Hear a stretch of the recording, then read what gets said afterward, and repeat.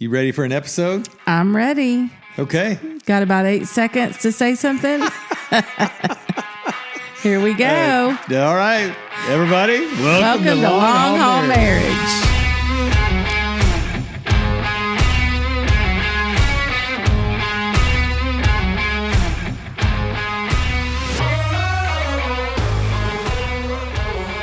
We are doing our marriage series, part 2. Jamie, welcome back, baby. Thank you. Good to be here. So in the last episode, we talked about our legacy and why we're so happy we stayed, we didn't quit, and all the stuff we love about being married. But we said it was not without its bumpy road along the way, and that's to say the least. Shoot, man. So anyway, lots to get into, but we wanted to talk about today that first year. You know, people have maybe heard us refer to some of those, rocky times in the first year of our marriage. And this is well before 10 years in when we lost our son, our 2-year-old Corbin. We'll come back to that. What I want to do first is just go into those first years of marriage and just how incredibly tough it was. Because I believe the value in doing this is 2 things. One is we can talk about the mistakes we made and what we learned and how we rectified some of those mistakes, but found healing from all kinds of crap that we brought into the marriage. But also it's going to give hope, I think, to those couples. Well, I know to those couples who think they are beyond repair. Like they're going through it right now and they think, Brian and Jamie, theirs wasn't this bad. And I would say, man, I'll put money on that. I'll bet you on that. It was bad. So yeah, I think what I want to do today is turn it over to you, babe, and let you talk about that first year. And not just the first year, who knows even as far as the time frame, how long it actually took us to crawl out of that. But I know it went south pretty quickly. And so talk about just what you remember from that time, how it was, and then, I'll jump in as well. So Go ahead. Yeah, this is a little harder, I think, to go back and remember. It was a really tough time, but I don't think we can talk about where we are now without going back to that, We both got married straight out of college, so we both met at Abilene Christian, and you graduated a year before me. So I think I was just up until that point, pretty Pollyanna. I love people. I'm pretty strong at relationships. I'm pretty amicable, agreeable, whatever you want to call me.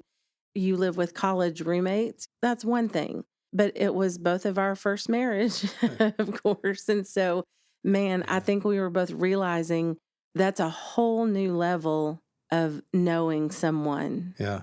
First time for sure for us to live with someone day in, day out of the opposite sex. And that, we'd had roommates, like you said, in college. And I grew up with a brother and a sister, but I lived in the same room with the brother off and on throughout my, upbringing. But it was the first time for sure that you had to make that adjustment of living with this human being that is very different than you.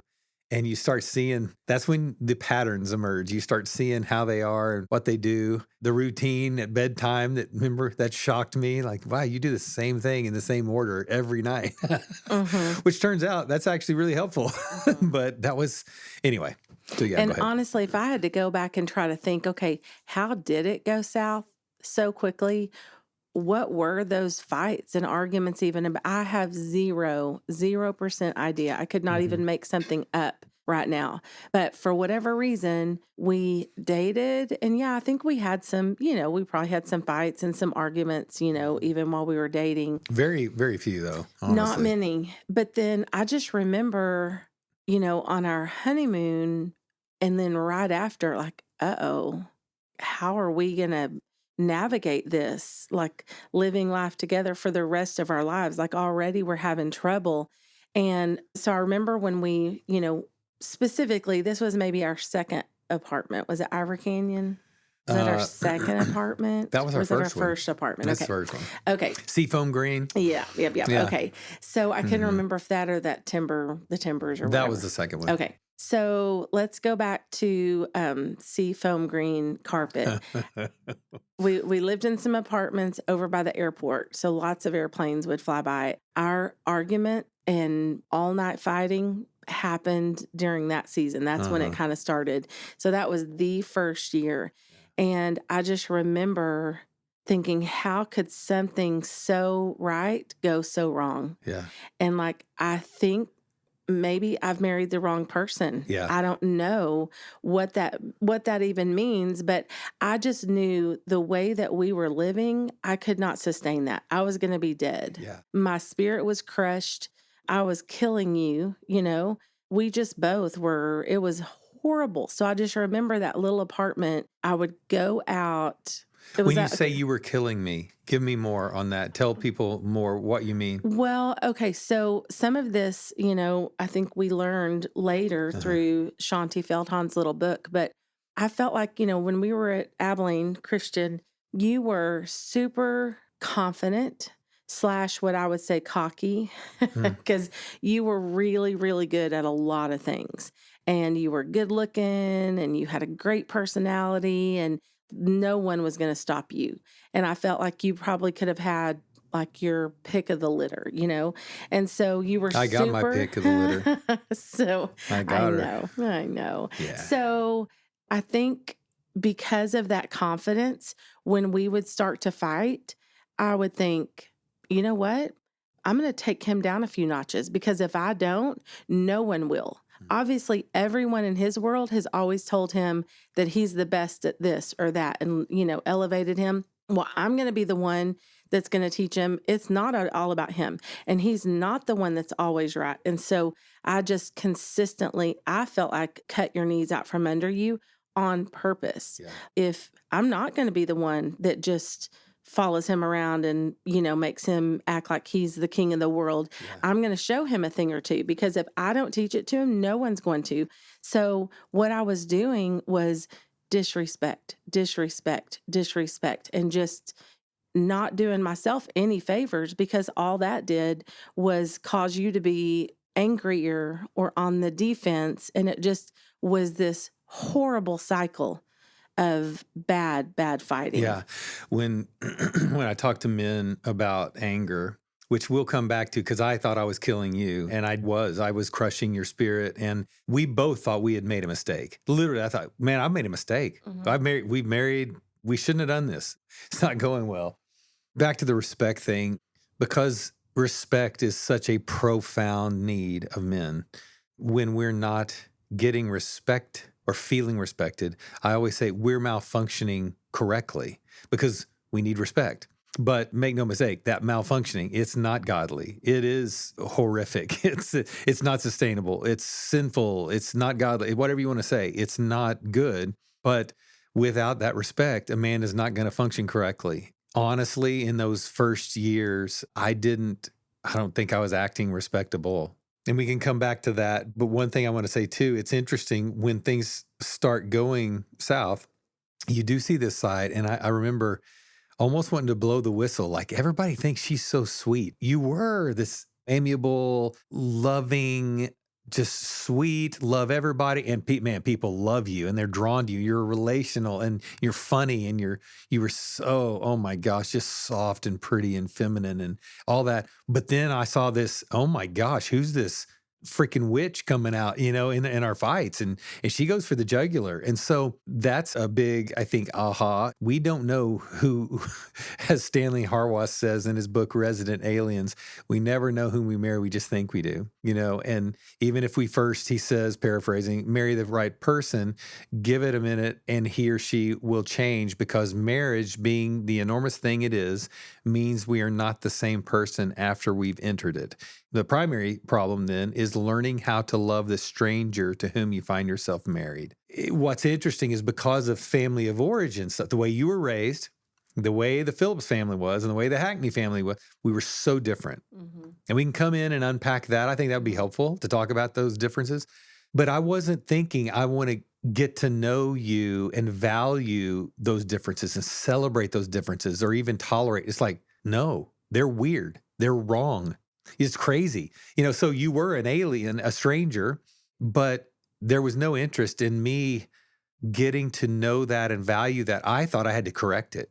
I mean, Mm-hmm. wouldn't you say? Mm-hmm. Yeah, I think that's kind of how I felt too. And Yeah. it was interesting because things came out in me that I had no idea were even in there myself. Mm, Like I'd never been pushed to the limit in such a way that that would ever need to come out in me. So I would respond in such a way because I was so hurt, so disheartened, just like what am I going to do? I mean, I was just without hope. I was hopeless. So things would come out of me in response to you in Mhm. fights that I'm like, who even is that girl? Yeah. That girl has never come out to play before. Like, what is wrong with me? And I just kept thinking, how people would say, we bring out the best in each other. I'm like, okay, we're the opposite. Yeah. We bring out the worst in each other, Yeah. which once you kind of start to realize what marriage is or what it can be, it by very definition is going to be the thing that does draw out the worst in each other because you see each other like nobody else sees you, and you walk through things together that nobody else will ever have to walk through that closely with. So it took a while, a long time. But I think what we realized is if we would allow that to happen, allow that worst to come out and go, that is in me. That girl is in there. When she's pushed to the limit, that is what comes out of me. Mhm. And how am I going to allow that to refine me and like let it come to the top so it can be skimmed off and healed and worked through? But that takes a lot of time. Tell the stew story. Oh, man. Okay. So in our early years, I love to cook now. No, like first year. You said early years. Well, I know, I'm just saying though, in our early Oh, years, like I did love to cook and I was so proud to try new things, but I didn't really know how to cook. oh. So it's embarrassing to say, like, I used to cook some mean hamburger helper meals. And see, I think Just you were. so Well, I horrible. remember one of our first dates at ACU. You made that Parmesan I chicken, and did I with that that cheesy bread. bread and Oh, corn, cream corn. yeah. I still literally, I can. I mean, I can taste that right now. I can see Yeah. the plate. I know, I tried so Oh my hard. gosh, babe! It So was so. I I so I thought think you're an amazing so cook. one night, and it may have been fall, I don't know, but I thought, you know what? I'm gonna make stew. Hmm. I don't to this day, I don't even love stew, but something in me just was like, I'm gonna make stew. Probably somebody where I taught also made stew. And I was like, oh, that's a good idea. I'll do that Tuesday night. So I got home from teaching, worked all afternoon and evening making this yummy meal. And you walk in and you say, what's that smell? And I said, it's stew. And you go, I hate stew. And I'm like, he did not just say that. Oh my Like, god! I can't, like, even when I'm saying I'm this, I'm so so embarrassed. sorry. Whoever's listening, I'm sorry. He's Oh. not like this And anymore. I'm saying, oh God, I've if said guys, if you're before, listening, please, that's the don't do that. stupidest thing you could ever do. This is the Oh show my about what not to gosh. do. I think back to that and I think we joked, I think last time about how you not having a filter, Yeah, yeah, there you You go. you do have way more of a filter than them. Like, who would ever to your worst enemy say, Right, "What is that, stew? I hate stew." right, yeah. So I Mm. don't know if in that moment you thought you knew I hated stew. Why would you do this? Like you're There was a little of that. I remember, like, I don't like stew, and you doing it was this. I felt like you were, as you should have been, but I'm going to exert, you don't control me. You're not my dad, whatever. And I'm going to make whatever I want to make. And so it felt like a little slap in the face, like, wow, you're not listening or you don't care. You don't love me because I hate this and you're going to make it. But But in that was all my a that narrative but I told in myself. my mind, what I thought was, okay, I've heard him mention before he didn't like stew. I bet his mom didn't really know how to make stew. I'm about to show him that stew can be good. Well, that evening ended with me throwing down the spatula or the spoon and running off to the bedroom and slamming the door Yeah. and crying myself to sleep. And there was no It was recovery. And, horrible. and yeah, it's bad. And if I did come in and try to say I'm sorry, which I did, but it's Mhm. like, no, it's too late, dude. You're gonna pay, and you should have. I mean, I should have. So it's like, yeah, there were thrown things. I remember, I said before, I think in the little teaser, throwing jewelry out of a window, literally out of a third story apartment window, throwing your jewelry box out of the window in a fit of rage. What a crazy, Mhm. crazy. I mean, this is abuse. There was verbal abuse. I would call you names. I won't say on this podcast, but if you Mhm. can think of every single cuss word you can think of, Mhm. string them all together, and then end with a B word at the end of it. It's disgusting. I'm not proud of that at all, but I want people to hear, putting my fist again through a picture, glass breaking, literally you throwing things at me. Thank God it never got in the physical realm. We both knew this was a It was disaster bad news. and we were heading for divorce wasn't an option for you and for me. And here we are 33 years later, thank Mhm. God. But it became an option. And again, I've said it's like I'm going to end up literally like dead or in jail if we keep going this way. So I'm going to go back. So we talked about anger and respect and all that, but one of the things, and we're not going to unpack all the differences in the Phillips and the Hackney family, but family of origin is a big deal. And if you've never done this family circumplex model, where that's the old name, now I think in the Life Innovations tool, Prepare and Enrich, they call it the family and couple map.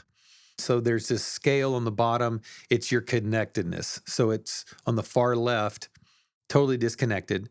And on the far right, you have overly connected. Okay. And then on the discipline scale, on the left, at the very top, you've got like no discipline at all, like total chaos, if you will, and then, or over flexible. And then at the very bottom, you have rigid, right? And so in the middle, you can see kind of in this bullseye range, this structured, connected. Like you've got some structure, not overly rigid, not too flexible, but structure when it comes to discipline. And then you're connected. You've got some autonomy, but you're connected to your family. You're not totally disengaged. I'm closer to the structured connected. Jamie and your family, you had the enmeshment going on. So overly connected family.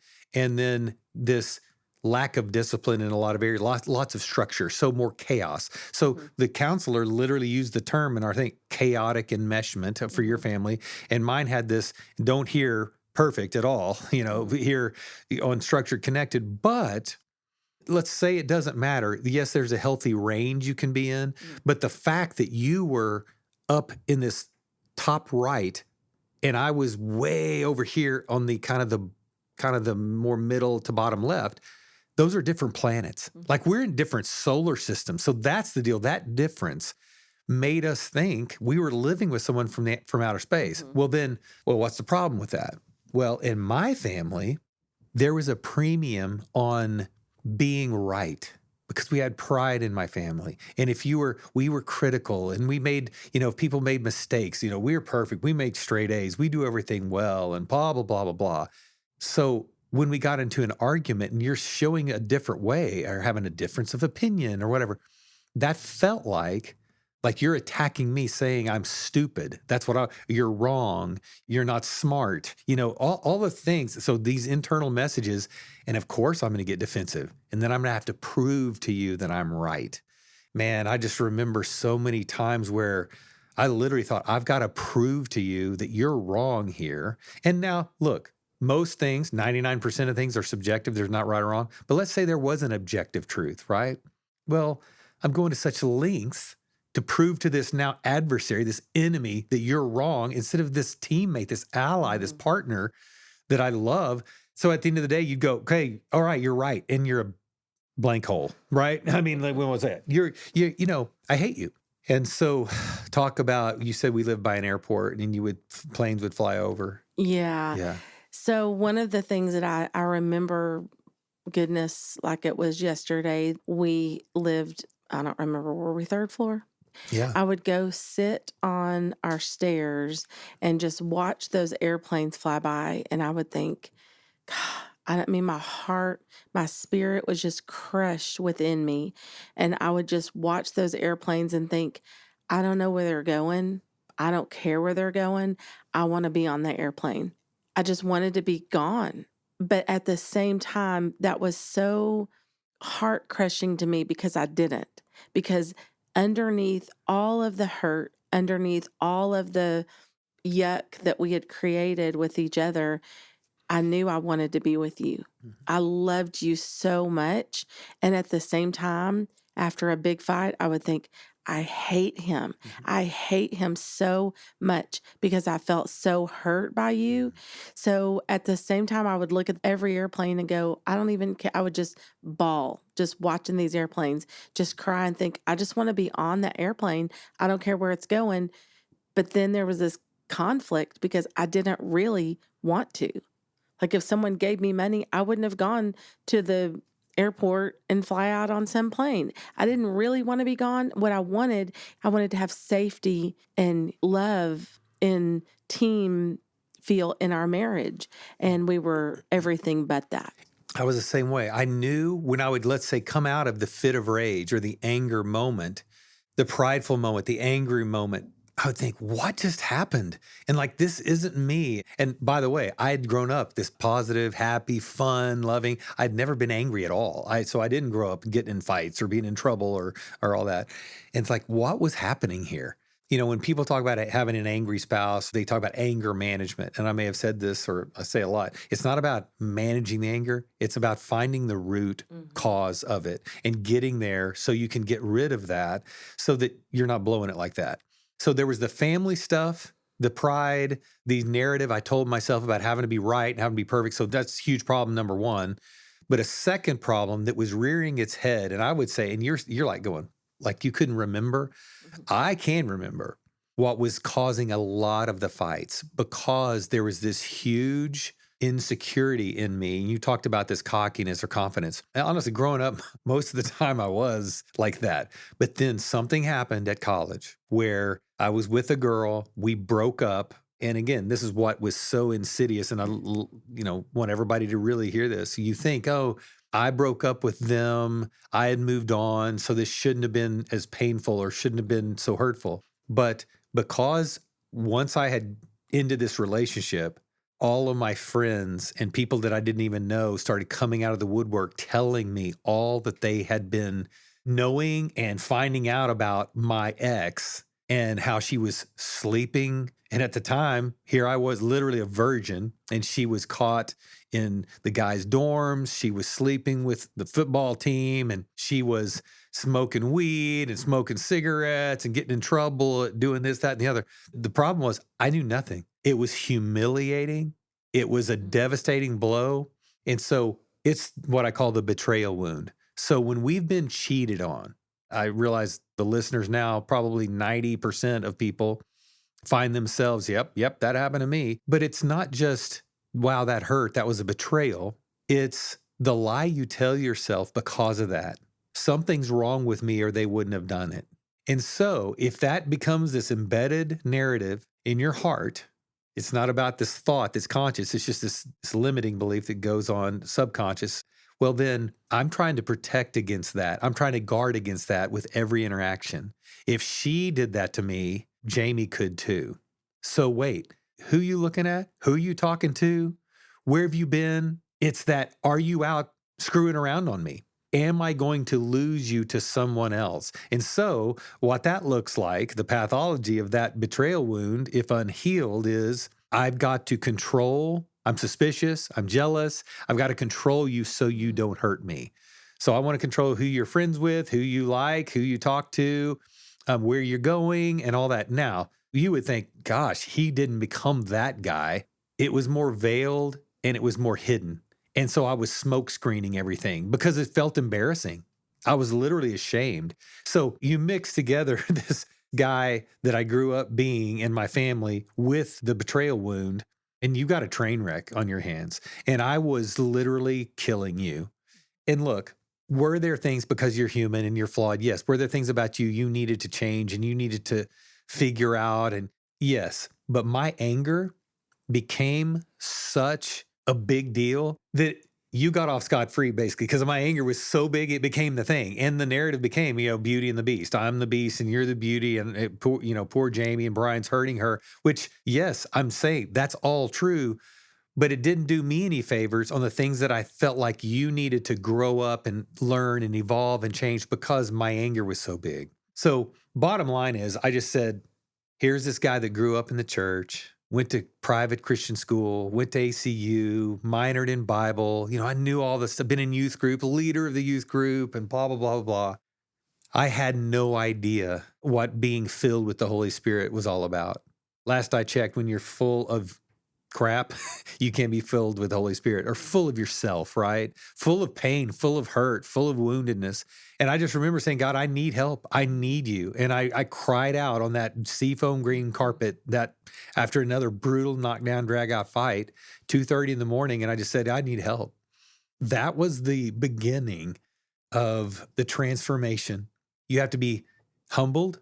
You can say humiliated. You have to be, I felt like I was buried, like covered up in the ground, but there was that seed that was going to grow up out of that. I had to be emptied of me so I could be filled with the Spirit of God.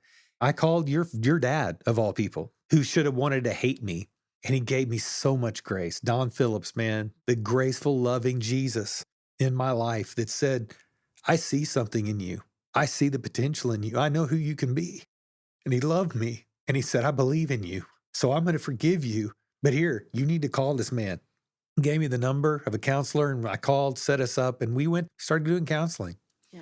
And, thank God, I felt like, he was being kind and gentle and loving, but helping me look inside, look internal to all those hurts and those wounds, and become clean, become free of the shame, learn that wasn't about me, that was about them, and all the stuff. And then honestly, it was like, thank you, God, he's saying things to her that I've been saying, but she couldn't hear them from me. you know and so we started growing, we started doing our work, our internal work, our separate work, and then growing together, doing the marriage work. Literally, I always tell people, I don't have to see a parting of the Red Sea or walking on water. Like, I have had a miracle done in my life and in our marriage. It was not smooth sailing on a up and to the right trajectory. It was a big old roller coaster, ups and downs and ins and outs, and again, rocky road. But that was the beginning. So the stake in the ground moment that said, man, I need help. And that was the, if you want to say repentance, the be transformed by the renewing of your mind. I had to say in my mind, I know I need help and I want to figure this stuff out. Walter Wangren Jr. in a book called As for Me and My House. I don't even know if it's still in print, but I was reading this book very vulnerably and candidly, just kind of raw about doing damage to his wife and crushing her spirit. Bottom line is, once he finally realized, man, this woman's cold and she's turned her back to me and she doesn't love me. And look what I've done. Look what I've created. He said once he had his eyes open and the repentance was there, it took him 3 years to win his wife back, basically. Because, okay, so you put down the gun and you're not shooting anymore, but she's still in ICU. She's still wounded. And she can't just, look at you. Oh, you're so sweet and I love you and you're great. No, I had crushed your spirit and I'd hurt you. And maybe you're numb. Maybe you have ill feelings and there is hatred and resentment. And so we had to crawl out of that hole. So I had to continue on this path with no reciprocal, if you will. So talk about that. Talk about how long it took you to where you actually could trust me or want to open up to me again. Well, it's hard. I'm not great with remembering timelines and how long it took. I felt like it took a long time. But at the same time, I feel like we've had so many good years since then that's just so in the rearview mirror. But you can't forget about it. It's ingrained. But I do remember reading something, and I think it was in that same book, As for Me in My House, and him just saying that sometimes the hurt is so deep that it's hard to do it, whatever it is, to do it for that person. So, to compliment you or to serve you in whatever way that I could, there were times where if I just felt like my spirit was so crushed that I could not do it for you, he said, do it for the marriage. And so you picture a marriage is you and your spouse, but there's this third thing that is the marriage. You're making a triangle. Yeah. Yeah. And so if you can't get it from the gut and do it for him, do it for the marriage.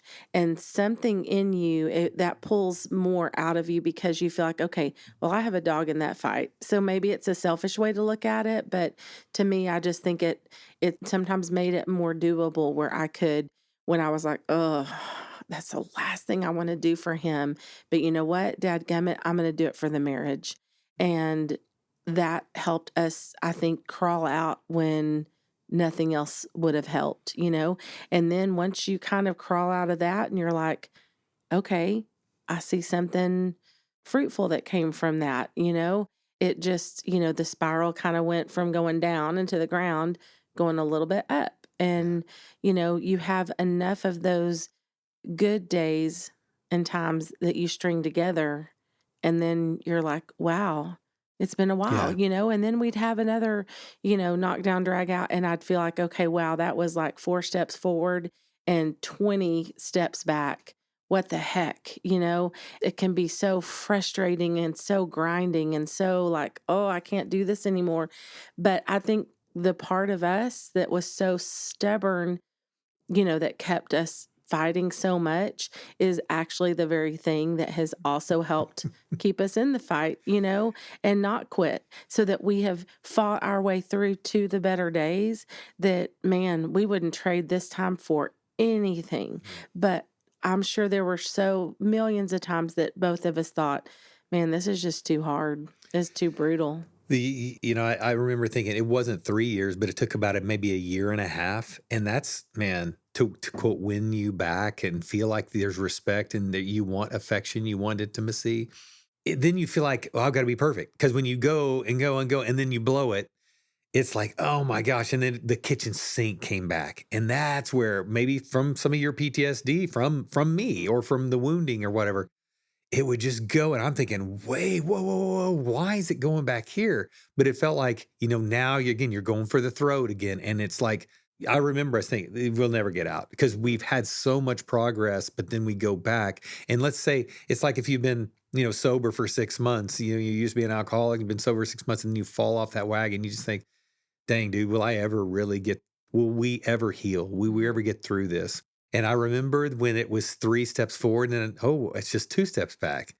And where I'm blowing it, but to less degree and less frequently. So, okay, that's a win, and it's like, and just slowly but surely, you just quit doing that stuff and just say, you know what? We're going to go to some new patterns. We're going to think new thoughts. Those lies that you've believed about yourself, those are gone. We've weeded out those lies of the enemy. And now you've got a truth that sets you free from that. That's the stronghold. The anatomy of a stronghold is the wounding and the message that comes along with it.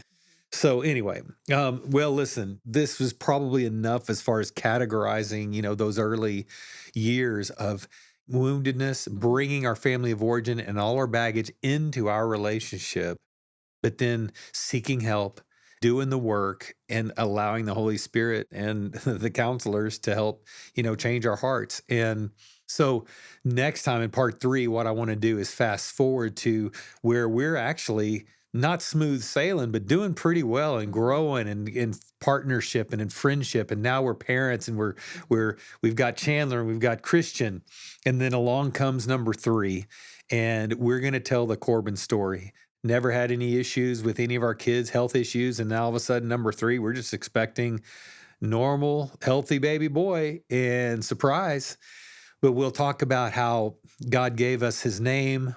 Gave you his name. We'll talk about our experience with him, his birth, his 2-year life, and the eventual loss of our son, Corbin, and then going through the grief years and knowing that 85% of couples divorce after losing children.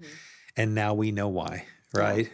But So y'all again, bring your Kleenexes. Good grief. but thanks be to God, we made it through, and here we are again, 33 years later. So listen, babe, I love you, I and love you too, babe. so yeah, look forward to part 3, and we'll see you next time. All righty.